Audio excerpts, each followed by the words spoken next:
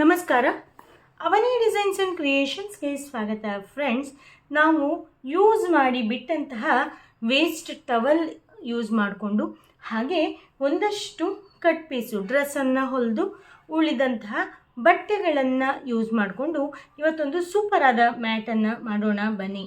ಇದಕ್ಕಾಗಿ ನಾನು ಏನೇನು ತೊಗೊತಾ ಇದ್ದೀನಿ ಅನ್ನೋದನ್ನೆಲ್ಲ ಡೀಟೇಲಾಗಿ ಹೇಳ್ತೀನಿ ಮತ್ತು ಯಾವ ಅಳತೆಯನ್ನು ತೊಗೊಂಡಿದ್ದೀನಿ ಅಂತ ಹೇಳ್ತೀನಿ. ಪೂರ್ತಿಯಾಗಿ ವಿಡಿಯೋವನ್ನು ಸ್ಕಿಪ್ ಮಾಡದೆ ನೋಡಿ ನಾನಿಲ್ಲೊಂದು ಟವಲ್ ಪೀಸನ್ನು ಕಟ್ ಮಾಡ್ಕೊಂಡಿದ್ದೀನಿ. ಹಾಗೆ ಒಂದು ಇಲ್ಲಿ ಕೋರಾ ಬಟ್ಟೆಯನ್ನು ಕಟ್ ಮಾಡ್ಕೊಂಡಿದ್ದೀನಿ. ಯಾವ ಅಳತೆಯಲ್ಲಿ ಕಟ್ ಮಾಡ್ಕೊಂಡಿದ್ದೀನಿ ಅಂತ ಹೇಳ್ತೀನಿ. ಇದರ ಮೇಲೆ ಹೀಗೆ ಇಟ್ಕೊತೀನಿ ನೋಡಿ, ಈ ರೀತಿಯಾಗಿ ಇಟ್ಕೊತೀನಿ. ಇದನ್ನು ಯಾವ ಅಳತೆ ತೊಗೊಂಡಿದ್ದೀನಿ ಅಂತ ಹೇಳೋಣ ಬನ್ನಿ. ಅಗಲ ಬಂದು 20 ಇಂಚನ್ನು ತೊಗೊಂಡಿದ್ದೀನಿ.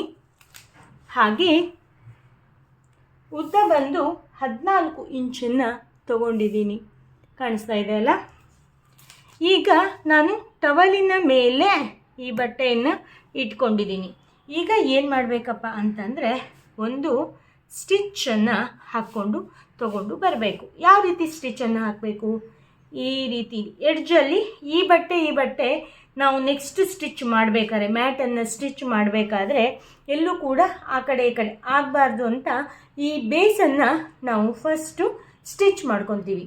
ಈಗ ಏನು ಮಾಡೋಣ, ಸುತ್ತಲೂ ಕೂಡ ಸ್ಟಿಚ್ ಮಾಡಿಕೊಂಡು ತಗೊಂಡು ಬರ್ತೀನಿ. ಅಷ್ಟರ ಒಳಗಡೆ ನೀವು ನಮ್ಮ ಚಾನಲ್ನ ಸಬ್ಸ್ಕ್ರೈಬ್ ಮಾಡಿಲ್ಲ ಅಂದರೆ ಸಬ್ಸ್ಕ್ರೈಬ್ ಮಾಡಿ. ಹಾಗೆ ನೀವು ನಮ್ಮ ಫೇಸ್ಬುಕ್ ಪೇಜನ್ನು ಕೂಡ ಫಾಲೋ ಮಾಡಿ ಪ್ಲೀಸ್. ಹಾಗೆ ವಿಡಿಯೋ ಇನ್ನು ಯಾವುದು ಬೇಕು ಅಂತ ಕಾಮೆಂಟ್ ಮಾಡಿ. ಸ್ಟಿಚ್ ಮಾಡಿಕೊಂಡು ತಗೊಂಡು ಬಂದುಬಿಡ್ತೀನಿ. ನೋಡಿ, ಸುತ್ತಲೂ ಕೂಡ ಸ್ಟಿಚ್ ಮಾಡ್ಕೊಂಬಂದು ಆಯಿತು. ಈಗ ಏನು ಮಾಡಬೇಕಪ್ಪ ಅಂತಂದರೆ ಜಸ್ಟ್ ಹೀಗೆ ಫೋಲ್ಡ್ ಮಾಡಬೇಕು. ಫೋಲ್ಡ್ ಮಾಡಿ ಇಲ್ಲಿ ಮಧ್ಯದಲ್ಲಿ ಹೀಗೆ ಮಾರ್ಕನ್ನು ಹಾಕಬೇಕು. ಎರಡು ಕಡೆಯೂ ಕೂಡ ಹೀಗೆ ಮಾರ್ಕನ್ನು ಮಾಡ್ಕೋಬೇಕು. ಹಾಗೆ ಮತ್ತೆ ಈ ರೀತಿಯಾಗಿ ಫೋಲ್ಡ್ ಮಾಡ್ಕೊಬೇಕು. ಅಂದರೆ ಮಧ್ಯ ಪಾರ್ಟಿಗೆ ಅಳತೆ ಮಾಡಿ ಬೇಕಾದರೂ ಕೂಡ ಮಾಡ್ಕೊಬೋದು. ಮಧ್ಯ ಪಾರ್ಟಿಗೆ ನಾವು ಮಾರ್ಕನ್ನು ಮಾಡ್ಕೋಬೇಕು. ಫ್ರೆಂಡ್ಸ್, ಏನು ಗೊತ್ತಾ, ಇಲ್ಲಿ ನಾವು ಟವಲನ್ನು ಯಾಕೆ ಹಾಕ್ತೀವಿ? ಟವಲನ್ನು ಕೆಳಗಡೆ ಹಾಕೋದ್ರಿಂದ ನಮಗೆ ಹೀಗೆ ಕಾಲನ್ನು ಇಟ್ಟರೆ ನಾವು ಕಾಲು ಒರೆಸ್ಲಿಕ್ಕೆ ಅಂತಲೇ ಅಲ್ಲ, ಮ್ಯಾಟು ಕೂರ್ಲಿಕ್ಕೆ ಬೇಕಾದರೂ ಕೂಡ ಬರುತ್ತೆ. ಕೂತಾಗ ತಕ್ಷಣಕ್ಕೆ ಹೀಗೆ ಜಾರಿ ಹೋಗಬಾರ್ದು ಅನ್ನೋ ಕಾರಣಕ್ಕೋಸ್ಕರ ನಾವು ಈ ರೀತಿಯಾಗಿ ಕೆಳಗಡೆ ಸ್ವಲ್ಪ ಹಾರ್ಡ್ ಇದಿರೋದನ್ನು ಹಾಕ್ಕೊತೀವಿ. ಈಗ ಇಲ್ಲಿ ಏನು ಲೈನ್ ಹಾಕಿದ್ದೀವಲ್ಲ, ಅಂದರೆ ಮಾರ್ಕ್ ಮಾಡ್ಕೊಂಡಿದ್ದೀವಲ್ಲ ಮಿಡ್ಲ್ ಪಾಯಿಂಟನ್ನು, ಹಾಗೆ ನಾವೊಂದು ಲೈನನ್ನು ಹಾಕ್ಕೋಬೇಕು. ನೋಡಿ, ಈ ರೀತಿಯಾಗಿ ನೋಡಿ, ನಮಗೆ ಇಲ್ಲಿ ಒಂದು ಪಾಯಿಂಟ್ ಬಂತು. ಈಗ ನಾನು ಈ ವೇಸ್ಟ್ ಬಟ್ಟೆಗಳು ಅಂತ ಅಂದೆ, ಒಂದಷ್ಟು ಬಟ್ಟೆಗಳನ್ನು ನಾನಿಲ್ಲಿ ತೊಗೊಂಡಿದ್ದೀನಿ. ಯಾವ ಅಳತೆಯನ್ನು ತೊಗೊಂಡಿದ್ದೀನಿ ಅಂತ ಹೇಳ್ತೀನಿ. ಉದ್ದ ನಮಗೆ ಎಷ್ಟು ಬೇಕು ಅಂತ ನಮಗೆ ಈಗಲೇ ಅಂದಾಜು ಮಾಡೋಕ್ಕಾಗೋದಿಲ್ಲ. ಅಗಲ ಎಷ್ಟು ತೊಗೊಂಡಿದ್ದೀನಪ್ಪ ಅಂದರೆ 2.25 ಇಂಚು. 2.25 ಇಂಚಿನ ಬಟ್ಟೆಯನ್ನು, ಅಂದರೆ ಇರೋ ಬಟ್ಟೆಯನ್ನು ನಾನು ಎಲ್ಲದನ್ನು 2.25 ಇಂಚಿಗೆ ಕಟ್ ಮಾಡಿ ಇಟ್ಕೊಂಡಿದ್ದೀನಿ. ನಾನಿಲ್ಲೊಂದು 3-4 ಥರದ ಬಟ್ಟೆಯನ್ನು ತೊಗೊಂಡಿದ್ದೀನಿ. ಹಾಗೆ ಇನ್ನೊಂದು ಏನು ಮಾಡಿದ್ದೀನಪ್ಪ ಅಂದರೆ, ಇನ್ನೊಂದು ಪೀಸು ಇಲ್ಲಿ 4 ಇಂಚಿನ ಬಟ್ಟೆಯನ್ನು ತೊಗೊಂಡಿದ್ದೀನಿ. 4 ಇಂಚಿನ ಅಗಲ, 4 ಇಂಚಿನ ಉದ್ದ ಬಟ್ಟೆಯನ್ನು ಇಲ್ಲಿ ನಾನು ತೊಗೊಂಡಿದ್ದೀನಿ. ಈಗ ಏನು ಮಾಡೋಣ ಅಂತಂದರೆ, ಫಸ್ಟಿಗೆ ನಾವು ಈ ಪಾಯಿಂಟು ಅಂದರೆ ಎಡ್ಜಸ್ ಇರುತ್ತಲ್ಲ, ಆ ಎಡ್ಜಸ್ಸು ನಮಗೆ ಈ ಲೈನಿಗೆ ಬರೋ ರೀತಿಯಲ್ಲಿ ಸರಿ ಮಾಡಿ ಕೂಡಿಸ್ಕೊಳ್ಳೋಣ. ನೋಡಿ, ಹೀಗೆ ಇಟ್ಕೋಬೇಕು. ಆನಂತರ ಇಲ್ಲಿ ಮಧ್ಯಕ್ಕೆ ಒಂದು ಗುಂಡ್ಪಿನ್ನನ್ನು ಹಾಕ್ಕೊಳ್ಳಿ. ಈಗ ಏನು ಮಾಡಬೇಕಪ್ಪ ಅಂದರೆ, ಇಲ್ಲಿಂದ ಹೀಗೆ ಸುತ್ತಲೂ ಕೂಡ ಸ್ಟಿಚ್ಚನ್ನು ಮಾಡಬೇಕು. ಹೀಗೆ ಕರೆಕ್ಟಾಗಿ ಈ ಪಾಯಿಂಟಿಗೆ ಬರೋ ರೀತಿಯಲ್ಲಿ ಇಟ್ಕೊಬೇಕು. ಇದಕ್ಕಾಗಿ ನಾವು ಮಿಡ್ಲ್ ಪಾಯಿಂಟನ್ನು ಮಾಡ್ಕೊತೀವಿ. ಬನ್ನಿ ಪೂರ್ತಿ ಸ್ಟಿಚ್ ಮಾಡ್ಕೊಂಬರೋಣ, ಆಮೇಲೆ ಏನು ಮಾಡಬೇಕಂತ ಹೇಳ್ತೀನಿ. ನೋಡಿ, ಈಗ ಮಿಷನ್ ಹತ್ರ ಬಂದಿದ್ದೀವಿ. ಹೀಗೆ ಬಟ್ಟೆಯನ್ನು ಇಲ್ಲಿವರೆಗೂ ತಂದ್ಕೊಂಡು ಹೀಗೆ ಇಟ್ಕೊಂಡು ನಾವು ಸ್ಟಿಚ್ಚನ್ನು ಮಾಡಬೇಕು. ನಾವಿಲ್ಲಿ ಏನು ಪಾಯಿಂಟಿಗೆ ಇಟ್ಕೊಂಡಿದ್ದೀವಲ್ಲ, ಈಗ ನಾನು ಸ್ಟಿಚ್ ಮಾಡ್ತಾ ಇದ್ದೀನಲ್ಲ, ಸುತ್ತಲೂ ಕೂಡ ಬರೋ ರೀತಿಯಾಗಿ ನಾವು ಸ್ಟಿಚ್ಚನ್ನು ಮಾಡ್ಕೊಬೇಕು. ಅದು ಆ ಕಡೆ ಈ ಕಡೆ ಸ್ವಲ್ಪನೂ ಕೂಡ ಆಗಬಾರ್ದು. ಹಾಗೆ ಆಗೋದ್ರಿಂದ ನಮ್ಮ ಮ್ಯಾಟು ಅಷ್ಟು ನೀಟಾಗಿ ಬರೋದಿಲ್ಲ. ನೋಡಿ, ನಾನೀಗ ಸುತ್ತಲೂ ಕೂಡ ಸ್ಟಿಚ್ ಮಾಡ್ಕೊಂಡಿದ್ದೀನಿ. ಈಗ ನೆಕ್ಸ್ಟ್ ಏನು ಮಾಡಬೇಕು ಅಂತ ನೋಡೋಣ ಬನ್ನಿ. ಈಗ ನಮ್ಮದು ಬೇರೆ ಕಲರ್ ಬಟ್ಟೆ ಇರುತ್ತಲ್ಲ, ಅದನ್ನು ನಾವು ಹೀಗೆ ಇಟ್ಕೋಬೇಕು, ಉಲ್ಟಾ ಇಟ್ಕೋಬೇಕು. ಉಲ್ಟಾ ಇಟ್ಕೊಂಡು ಇದು ಎಲ್ಲಿಗೆ ಇದೆಯಲ್ಲ ಅಲ್ಲಿಂದ ಈ ಬಟ್ಟೆಯನ್ನು ಇಟ್ಕೊಂಡು ಇಲ್ಲಿಂದ ಇಲ್ಲಿವರೆಗೆ ಇಷ್ಟೇ. ಜಸ್ಟ್ ಬೇಕಾದರೆ ಕಟ್ ಮಾಡ್ಕೊಳ್ಳಿ, ಇಷ್ಟನ್ನು ಕಟ್ ಮಾಡ್ಕೊಳ್ವಿ.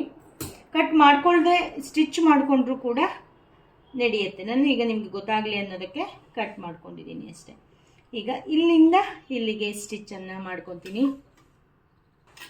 ಈಗ ಇಲ್ಲಿ ಡಬಲ್ ಸ್ಟಿಚ್ಚನ್ನು ಹಾಕಬೇಕು. ಆನಂತರ ಇದನ್ನು ಹೀಗೆ ಓಪನ್ ಮಾಡ್ಕೊಬೇಕು. ಓಪನ್ ಮಾಡಿ ಜಸ್ಟ್ ಹೀಗೆ ಪ್ರೆಸ್ ಮಾಡಿ, ಆನಂತರ ಹೀಗೆ ಮ್ಯಾಟನ್ನು ಟರ್ನ್ ಮಾಡಿ ಇದೇ ಬಟ್ಟೆಯನ್ನು ತಗೊಂಡು ಈಗ ಇಲ್ಲಿಂದ ಸ್ಟಿಚ್ ಮಾಡೋದಲ್ಲ, ಇಲ್ಲಿಂದ ನಾವು ಇಲ್ಲಿವರೆಗೆ ಸ್ಟಿಚ್ ಮಾಡಬೇಕು. ಕರೆಕ್ಟಾಗಿ ಇಟ್ಕೊಂಡು ನೋಡಿ, ನಾನು ಈಗ ಇಲ್ಲಿ ಕಟ್ ಮಾಡ್ಕೊತ ಇಲ್ಲ, ಇಲ್ಲಿವರೆಗೆ ಸ್ಟಿಚ್ ಮಾಡಬೇಕು. ನೋಡಿ, ಇಲ್ಲಿವರೆಗೆ ಸ್ಟಿಚ್ ಆದಮೇಲೆ ಈಗ ನಾವು ಬಟ್ಟೆಯನ್ನು ಕಟ್ ಮಾಡ್ಕೊತೀವಿ. ಈಗ ಇದನ್ನು ನಾವು ಓಪನ್ ಮಾಡಬೇಕು. ನೋಡಿ, ಓಪನ್ ಮಾಡಿ ಜಸ್ಟ್ ಹೀಗೆ ಪ್ರೆಸ್ ಮಾಡಬೇಕು. ಆ ನಂತರ ಏನು ಮಾಡಬೇಕು, ನಮ್ಮ ಮ್ಯಾಟನ್ನು ಮತ್ತೆ ವಾಪಸ್ ಟರ್ನ್ ಮಾಡಬೇಕು. ಈಗ ಇಲ್ಲಿಂದ ಇಲ್ಲಿವರೆಗೆ ಮತ್ತೆ ಸ್ಟಿಚ್ ಮಾಡಬೇಕು. ನಮಗೆ ಇಲ್ಲಿ ಬಟ್ಟೆ ಏನಾದ್ರು ಶಾರ್ಟ್ ಆಗುತ್ತೆ ಅಂತಂದರೆ ಬೇರೆ ಪೀಸನ್ನು ತೊಗೊಬೋದು, ಇಲ್ಲ ಅಂತಂದರೆ ಇದಕ್ಕೆ ಇದೇ ಕಲರ್ದು ಜಾಯಿಂಟ್ ಮಾಡ್ಕೊಬೋದು.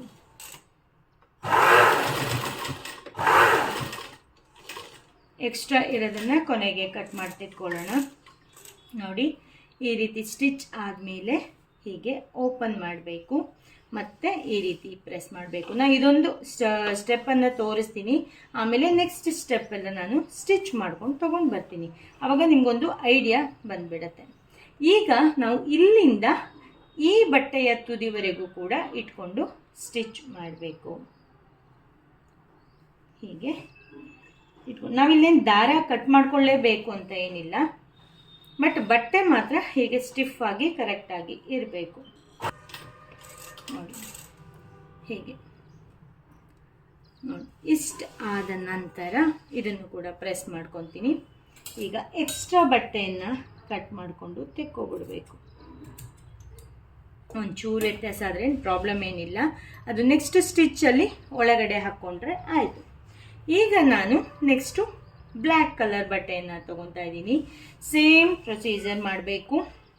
ಇಲ್ಲಿಂದ ಸ್ಟಾರ್ಟ್ ಮಾಡಬೇಕು. ನಾವು ಇಲ್ಲಿಗೆ ಹೇಗೆ ಸ್ಟಾರ್ಟ್ ಮಾಡಿದ್ವಲ್ಲ ಅದೇ ರೀತಿಯಾಗಿ ಇಲ್ಲಿ ತುದಿವರೆಗೂ ಕೂಡ ಸ್ಟಿಚ್ ಮಾಡ್ಕೊಬೇಕು. ನಾನು ಸ್ಟಿಚ್ ಮಾಡಿಕೊಂಡು ಬರ್ತೀನಿ. ನಿಮಗೀಗ ಸ್ಟಿಚ್ ಮಾಡೋದು ಗೊತ್ತಾಯಿತು. ಈಗ ನಮಗೇನಾದ್ರು ಸ್ಟಿಫ್ ಆಗಿ ಬರಬೇಕು ಅಂತಿದ್ರೆ ನೀವು ಬೇಕಾದ್ರೆ ಇಲ್ಲಿ ಹೀಗೆ ಇಲ್ಲಿ ಏನೇನೊಂದು ಬಾಕ್ಸ್ ಬರುತ್ತಲ್ಲ ಅಲ್ಲಿ ಒಳಗಡೆ ಸ್ಟಿಚ್ ಮಾಡ್ಕೊಬೋದು. ನಾನಿಲ್ಲೇನು ಸ್ಟಿಚ್ ಮಾಡ್ತಾ ಇಲ್ಲ, ಜಸ್ಟ್ ಹೀಗೆ ಬಟ್ಟೆಯನ್ನು ಕೊಟ್ಕೊಂಡು ಹೋಗ್ತಾ ಬರ್ತೀನಿ.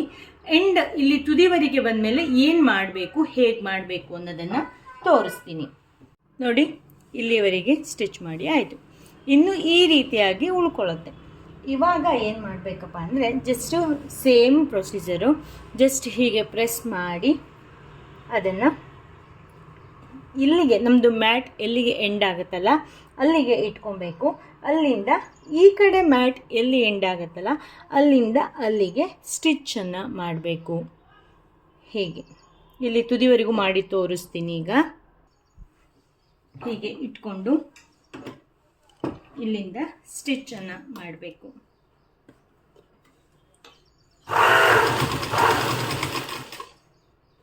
ಇಲ್ಲಿ ಬಟ್ಟೆ ಕೆಳಗಡೆ ಮಿಸ್ ಆಗಬಾರ್ದು, ಅದನ್ನು ಕರೆಕ್ಟಾಗಿ ಹಿಡ್ಕೊಂಡು ನಾವು ಹೀಗೆ ಸ್ಟಿಚ್ಚನ್ನು ಹಾಕಬೇಕು.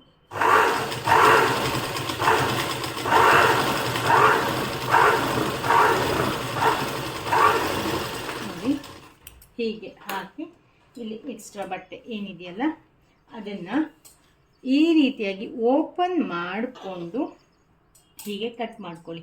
ಎಕ್ಸ್ಟ್ರಾ ಇರೋದನ್ನು ಕೊನೆಗೆ ಕಟ್ ಮಾಡಬಹುದು, ಅದಕ್ಕಾಗಿ ನಾನು ಈಗಲೇ ಮಾಡ್ತಾ ಇಲ್ಲ. ಜಸ್ಟ್ ಹೀಗೆ ಆದಮೇಲೆ ಮತ್ತೆ ಇಲ್ಲಿ ಪ್ರೆಸ್ ಮಾಡಿ ಮತ್ತೆ ಒಂದು ಸಣ್ಣ ಬಟ್ಟೆಯನ್ನು ತಗೊಳ್ಳಿ, ಇಲ್ಲಿಂದ ಇಲ್ಲಿಗೆ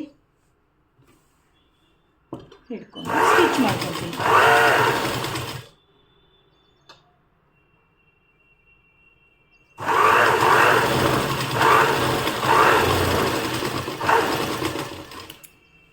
ಹೀಗೆ ಸ್ಟಿಚ್ ಮಾಡ್ಕೊಬೇಕು. ನೋಡಿ ಇಷ್ಟು ಬಂತು. ಇಲ್ಲಿ ಇನ್ನೂ ಒಂದು ಚೂರು ಜಾಗ ಇದೆ, ಅಷ್ಟಿದೆ, ಹೇಗೂ ಕವರ್ ಆಗಿಬಿಡುತ್ತೆ ಅಂತ ನಾವು ಬಿಡ್ಲಿಕ್ಕೆ ಹೋಗಬಾರ್ದು. ಇದಿಷ್ಟನ್ನು ಕೂಡ ಸ್ಟಿಚ್ ಮಾಡ್ಬೋದು ಬೇಕು. ಇದು ಕವರ್ ಆಗುತ್ತೆ ಓಕೆ, ಬಟ್ ಮಾಡಿಲ್ಲ ಅಂತಂದರೆ ಚೂರು ಕಂಡ್ರೂ ಕೂಡ ಆಡ್ ಆಗಿ ಕಾಣಿಸುತ್ತೆ. ಅದಕ್ಕಾಗಿ ನಾವು ಸ್ಟಿಚ್ಚನ್ನು ಮಾಡಬೇಕು.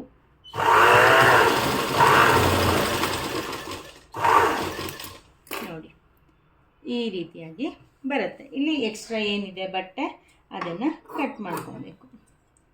ಇಲ್ಲೆಲ್ಲ ಎಕ್ಸ್ಟ್ರಾನೇ ಇದು, ಆಮೇಲೆ ಒಟ್ಟಿಗೆ ಕಟ್ ಮಾಡೋಣ. ನೋಡಿ ಕಟ್ ಮಾಡಿದ ಮೇಲೆ ಈ ರೀತಿಯಾಗಿ ಬಂತು. ಈಗ ನೆಕ್ಸ್ಟು ಅಷ್ಟೇ ಈ ಕಡೆ 4 ಕಡೆನೂ ಕೂಡ ಇದೇ ರೀತಿಯಾಗಿ ಮಾಡಿಕೊಂಡು ತೊಗೊಂಡು ಬರ್ತೀನಿ. ಆಮೇಲೆ ಯಾವ ರೀತಿ ಕಾಣಿಸ್ತಿದೆ ಅಂತ ಹೇಳ್ತೀನಿ. ನೋಡಿ ಸುತ್ತಲೂ ಕೂಡ ಸ್ಟಿಚ್ ಮಾಡಿ ಆಗಿದೆ. ಈಗ ಏನು ಮಾಡಬೇಕಪ್ಪ ಅಂದರೆ ನಮ್ಮ ಮ್ಯಾಟ್ ಎಲ್ಲಿವರೆಗೆ ಇದೆ ಅಂತ ಈ ಕಡೆ ನೋಡಿಕೊಂಡು ಹೀಗೆ ಸುತ್ತಲೂ ಕೂಡ ಸ್ಟಿಚ್ಚನ್ನು ಹಾಕ್ಕೋಬೇಕು. ಹಾಕ್ಕೊಂಡು ಆದಮೇಲೆ ಏನು ಮಾಡಬೇಕು ಅಂತ ಹೇಳ್ತೀನಿ. ಎಷ್ಟು ಕ್ಯೂಟಾಗಿ ಕಾಣಿಸ್ತಾ ಇದೆ ಅಲ್ವಾ ಫ್ರೆಂಡ್ಸ್? ನಾನೀಗ ಸುತ್ತಲೂ ಸ್ಟಿಚ್ಚನ್ನು ಹಾಕ್ಕೊಂಬರ್ತೀನಿ. ಆಮೇಲೆ ನೀಟಾಗಿ ಎಕ್ಸ್ಟ್ರಾ ಬಟ್ಟೆಯನ್ನು ಟ್ರಿಮ್ ಮಾಡ್ಕೊಳ್ಳೋಣ. ಹೀಗೆ ಇದೆಯಲ್ಲ ಅದಿಷ್ಟನ್ನು ಕೂಡ ಚೆಂದ ಮಾಡಿ ಟ್ರಿಮ್ ಮಾಡಿಕೊಂಡು ನೆಕ್ಸ್ಟ್ ಏನು ಮಾಡಬೇಕು ಅಂತ ಹೇಳ್ತೀನಿ. ನೋಡಿ ಇಲ್ಲಿ ಸ್ಟಿಚ್ಚನ್ನು ಹಾಕಿ ಟ್ರಿಮ್ ಮಾಡಿದ ಮೇಲೆ ಈ ರೀತಿಯಾಗಿ ಕಾಣಿಸ್ತಾ ಇದೆ. ಎಷ್ಟು ಸೂಪರಾಗಿ ಕಾಣಿಸ್ತಾ ಇದೆ ಅಲ್ಲ ಫ್ರೆಂಡ್ಸ್? ಈಗ ಏನು ಮಾಡೋಣ, ಇದಕ್ಕೆ ನಾವು ಪೈಪಿಂಗನ್ನು ಕೊಡಬೇಕು. ನಾನು ಈ ಬಟ್ಟೆಯನ್ನೇ ತೊಗೊತಾ ಇದ್ದೀನಿ. ಫಸ್ಟ್ ಏನು ಮಾಡಬೇಕು, ಈ ರೀತಿಯಾಗಿ ಇಟ್ಕೋಬೇಕು. ಹೀಗೆ ಫಸ್ಟ್ ಒಂದು ಲೈನನ್ನು ಸ್ಟಿಚ್ ಮಾಡ್ಕೊಬೇಕು. ಸ್ಟಿಚ್ ಮಾಡೋದೇ ತೋರಿಸ್ಬಿಡ್ಲಾ? ನಾರ್ಮಲಾಗಿ ಪೈಪಿಂಗ್ ಮಾಡೋದು ಫ್ರೆಂಡ್ಸ್ ಮತ್ತು ಸ್ಟಿಚ್ ಮಾಡೋದು ಎಲ್ಲ ತೋರಿಸ್ಕೊಂಡ್ರೆ ಫುಲ್ ಲೆಂತ್ ಆಗಿಬಿಡುತ್ತೆ ಅಂತ ಅನಿಸುತ್ತೆ. ಇಲ್ಲಿಂದ ಹೀಗೆ ಒಂದು ಸೈಡನ್ನು ಸ್ಟಿಚ್ ಮಾಡೋದು ತೋರಿಸ್ತೀನಿ, ಆಮೇಲೆ ಸುತ್ತಲೂ ಮಾಡಿಕೊಂಡು ತೊಗೊಂಡು ಬರ್ತೀನಿ. ಆವಾಗ ನಿಮಗೂ ಒಂದು ಐಡಿಯಾ ಬರುತ್ತೆ. ನೋಡಿ ಹೀಗೆ ಇಟ್ಕೊಂಡು ಈ ಬಟ್ಟೆಯನ್ನು ಉಲ್ಟಾ ಇಟ್ಕೊಂಡಿದ್ದೀನಿ. ಉಲ್ಟಾ ಇಟ್ಕೊಂಡು ಹೀಗೆ ಇಲ್ಲಿಂದ ಹಿಂಗೆ ಉದ್ದಕ್ಕೆ ಸ್ಟಿಚ್ ಹಾಕ್ಕೊತ ಹೋಗಬೇಕು. ಹೀಗೆ ತುದಿವರೆಗೆ ಬಂದ ಮೇಲೆ ಕಟ್ ಮಾಡಿ ದಾರವನ್ನು ಕೂಡ ಕಟ್ ಮಾಡಬೇಕು. ಈಗ ಏನು ಮಾಡಬೇಕಪ್ಪ ಅಂತಂದರೆ ಜಸ್ಟು ಹೀಗೆ ಉಲ್ಟಾ ಮಾಡ್ಕೋಬೇಕು.